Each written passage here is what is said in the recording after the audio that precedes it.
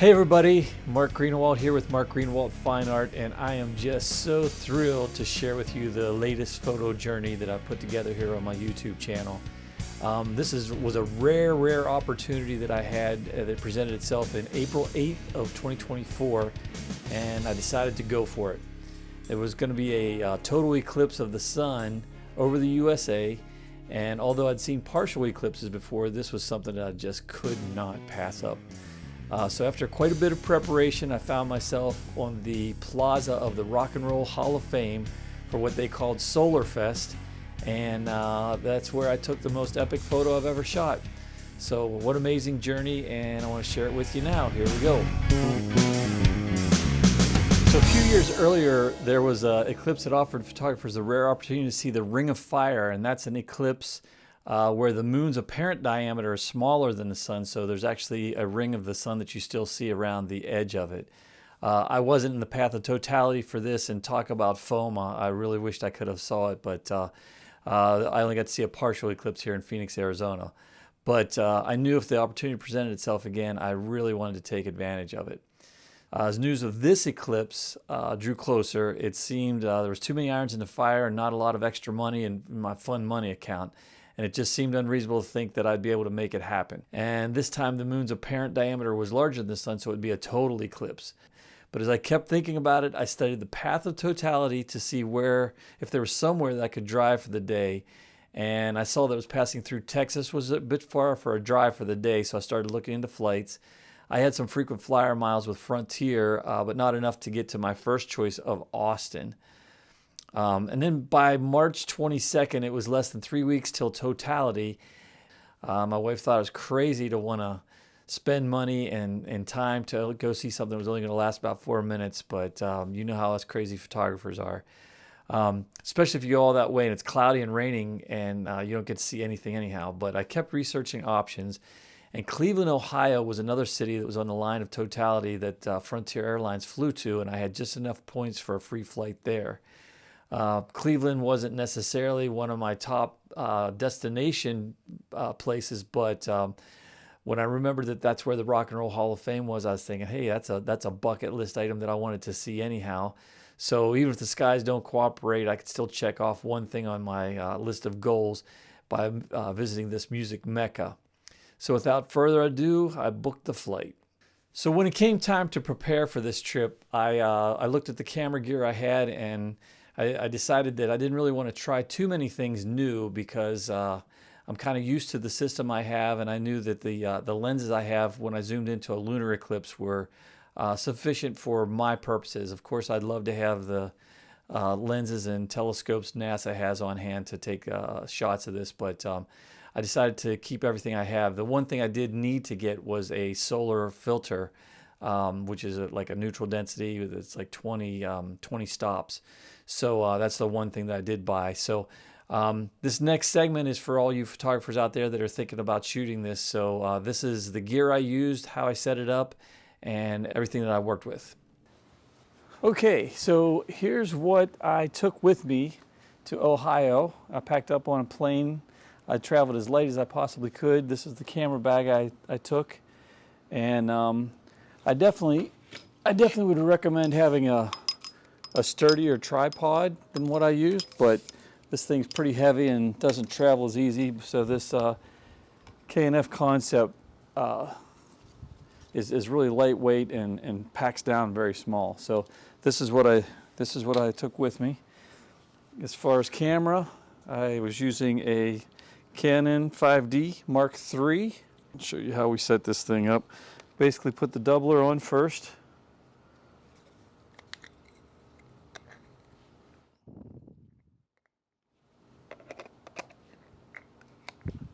And that's a Canon extender EF2X3 is what I'm using there.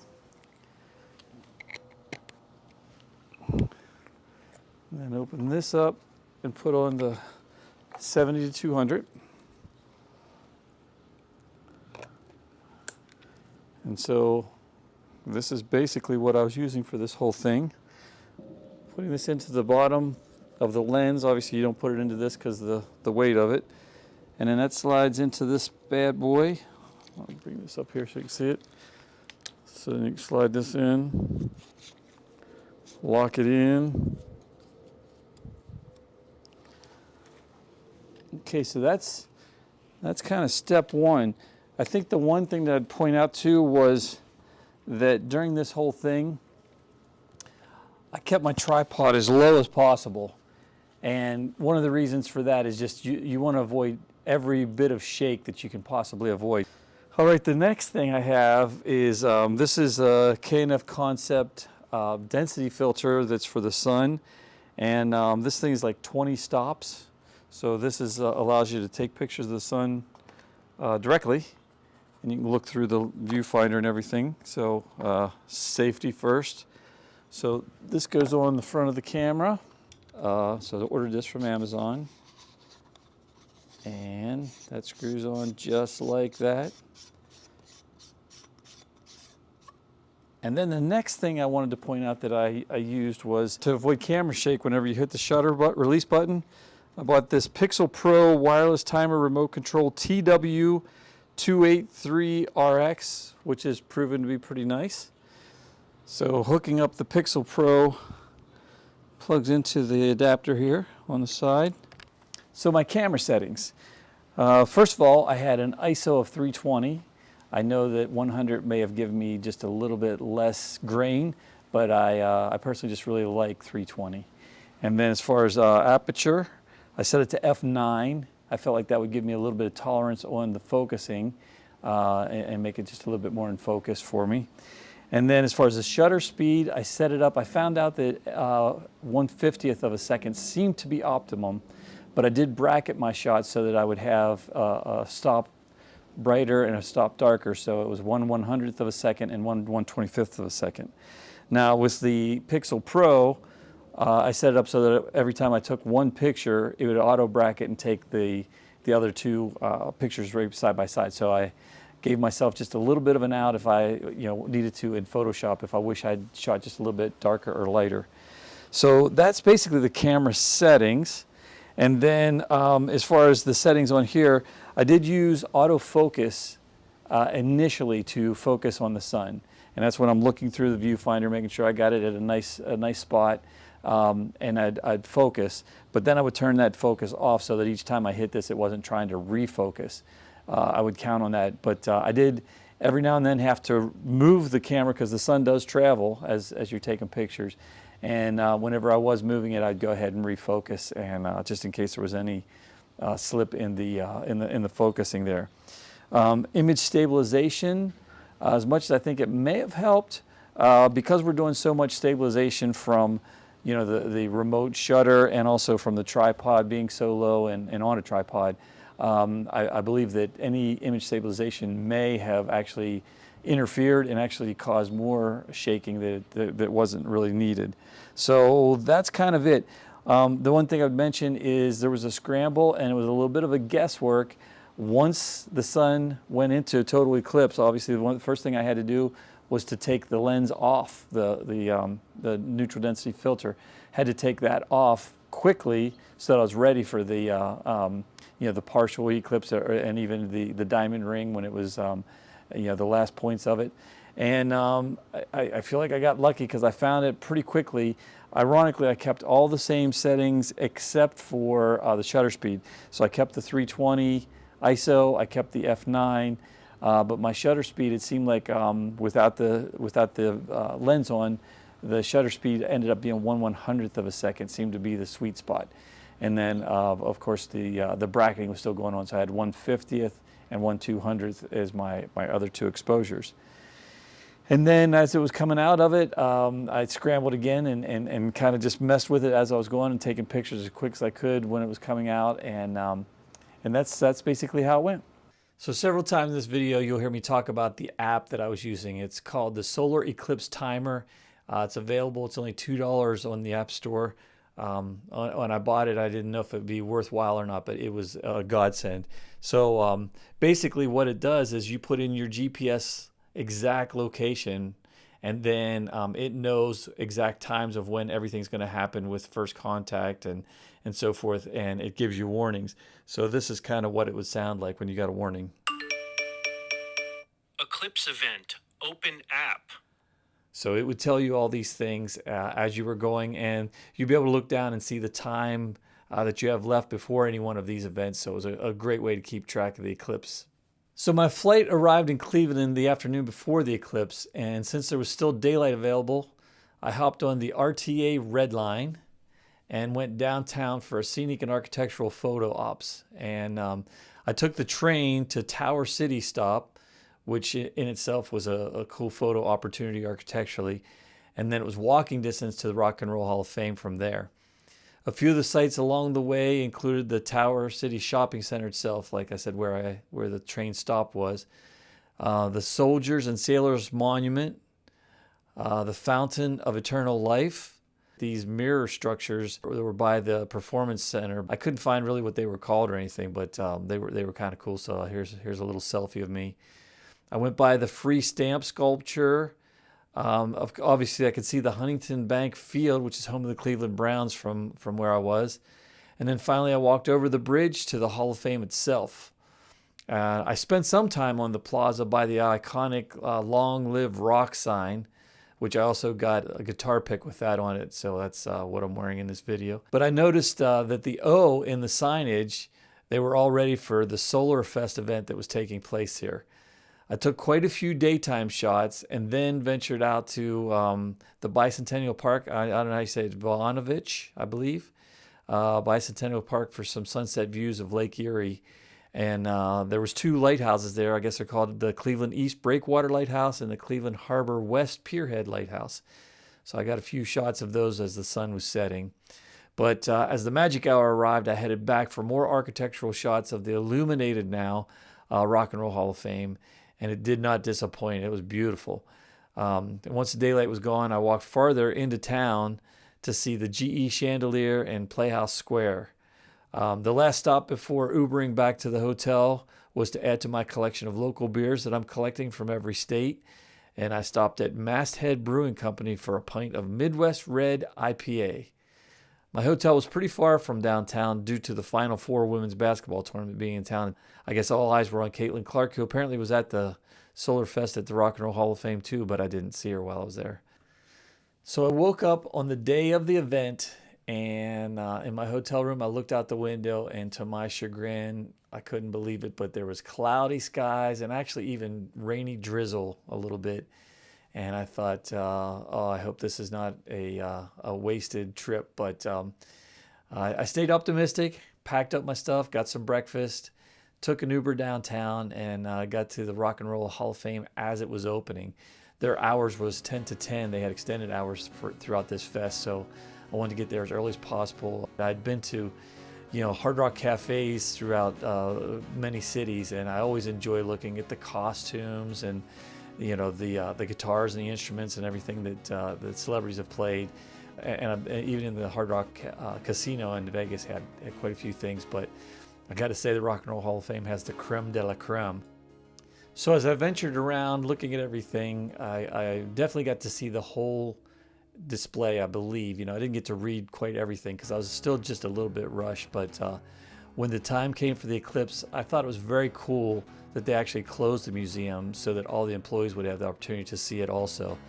And so they kind of made an announcement, and everyone shuffled out onto the plaza. And there was a lot of people in the plaza, but there was still plenty of room to find your space. I staked my claim at the perimeter on these stairs. And one of the reasons I picked the stairs was since my tripod was so low, I knew it was going to be tough crouching down to be able to look through the viewfinder. So the steps helped me get low enough to be able to look through it. The spot I picked was right next to a picture of fellow Arizona resident and Rock and Roll Hall of Fame inductee Rob Halford of Judas Priest, so I knew that I'd picked the right spot. I had tried to consider picking a spot where I'd actually see the eclipse over the Rock and Roll Hall of Fame.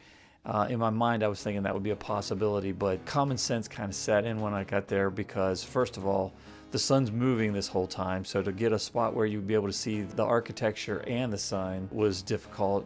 The sun was high in the sky, plus the fact that I was zoomed in so far, you really wouldn't see much of the building anyhow, except for like an edge. And then just to add to the top of that, which I didn't even try, but I believe that the neutral density filter or the solar filter would have blocked out the building anyhow, because it wouldn't have been any brighter than the sky, which is turned totally black, even though you can see the blue in the sky with your naked eye. Once it's stopped down enough to see the sun, the sky kind of disappears.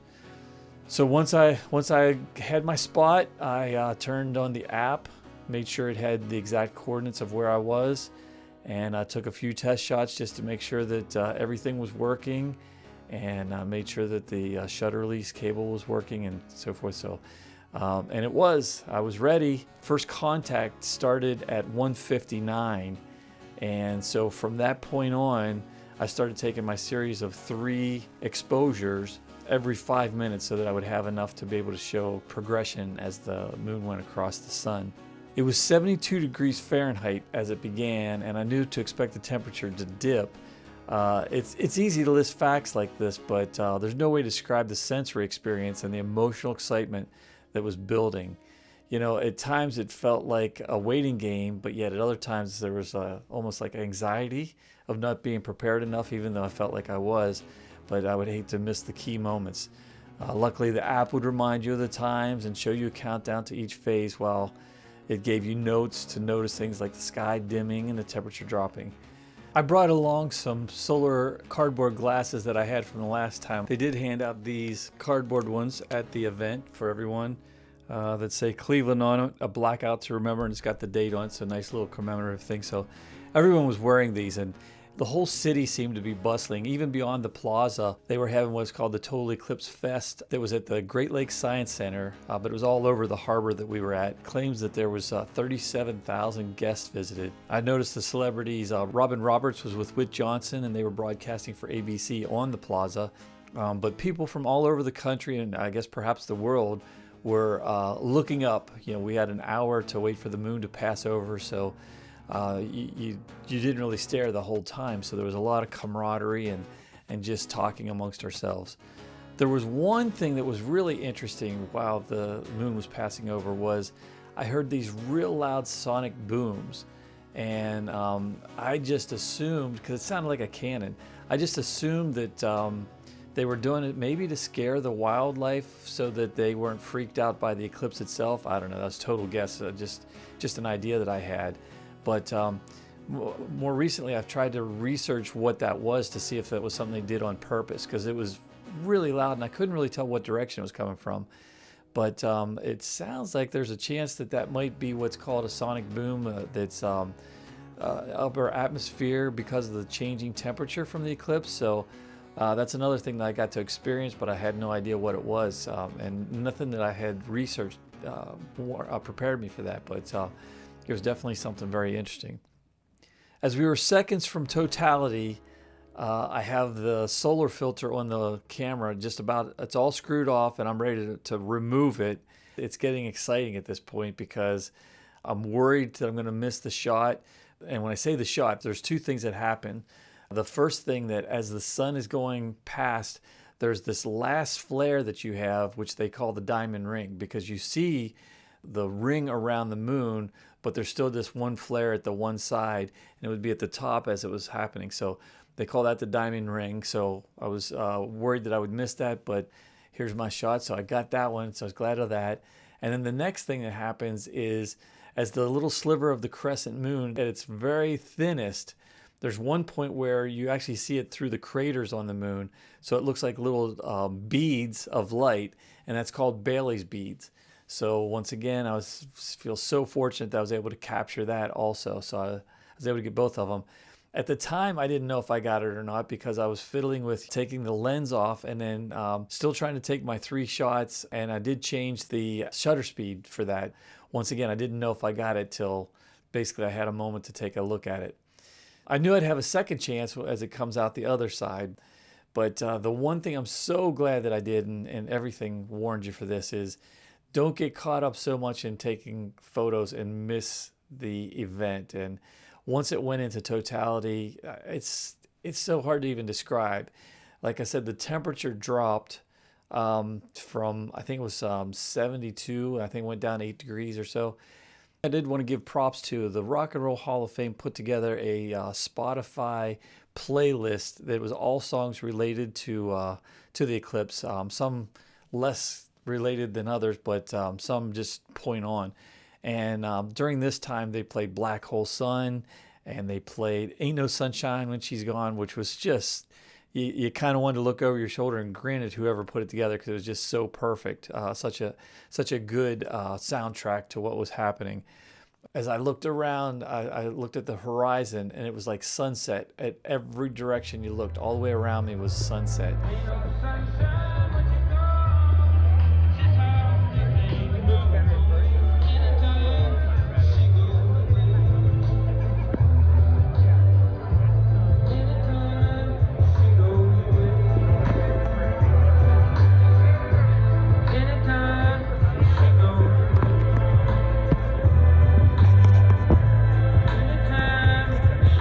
Felt like it was something you would only see in a movie, and there I was witnessing it and feeling it, and everyone around was just looking up with awe, and it was an event that you can't really describe as much as I'm trying to describe it.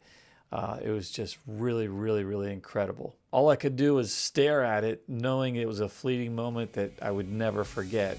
And don't get me wrong, I definitely took pictures during the totality. I think I took 23 shots of the 3 exposures just to make sure that I got at least one shot that was in focus, in frame, and exposed correctly. But eventually the app warned me, hey, it's coming up to the next phase, get ready. So I scrambled to do everything in reverse now. You see the Bailey's beads and then the diamond ring. And then again, take pictures every 5 minutes till to watch the moon go across the other side now. Note, this video isn't mine, but this will show you just how fast the sun comes back and goes through the Bailey's beads and the diamond ring, and then it's time for the filter to go back on.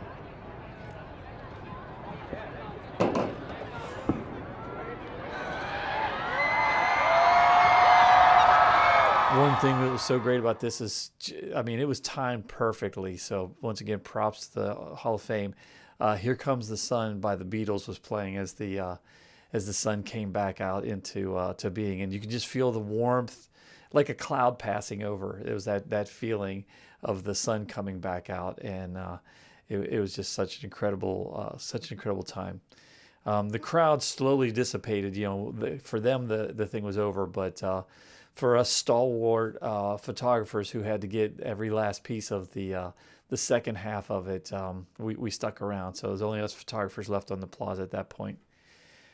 I did have a moment when it was all said and done to take one last stroll through the museum. So I went inside, grabbed a few shots, and then it was back to the Red Line and back to the Frontier Flight, and then back to my home in Arizona. When I finally saw my shots on the computer screen, I was on cloud 9 because there were so many of them that were just exactly what I'd hoped for. It was a risk worth taking, and I'm so glad that I did. I used Lightroom and Photoshop to make composite images of the passing phases and the totality in the middle. I will confess that middle shot has a little bit of superimposed lunar eclipse in it to give just a little bit of texture to the moon. So yeah, I was cheating on that. Other than that, those were real photos of mine. It was kind of cool to actually be able to put that together. The one image of the diamond ring that I decided to make a 24 by 24 metal print of that. And then I even added LED tape lighting on the back of that, on the perimeter, so it actually makes an eclipse of the art piece itself. And those are available on my website and also at my gallery at the Painted Tree in Scottsdale. Once again, this was just an incredible experience. I'm glad to share with you what went down. I appreciate you sticking around to the end to hear about this epic adventure and how I captured the shot of a lifetime, at least so far. But there may be more to come, so you should probably subscribe and hit that bell so you get notified if I have anything epic like this in the future. And then you'll be the first to know about it. I hope you take a minute to like and leave any comments you have on this video, and check out some other stuff when you have a moment. Thanks for stopping by. This has been Mark Greenawalt with Mark Greenawalt Fine Art and the total eclipse of 2024. Take care.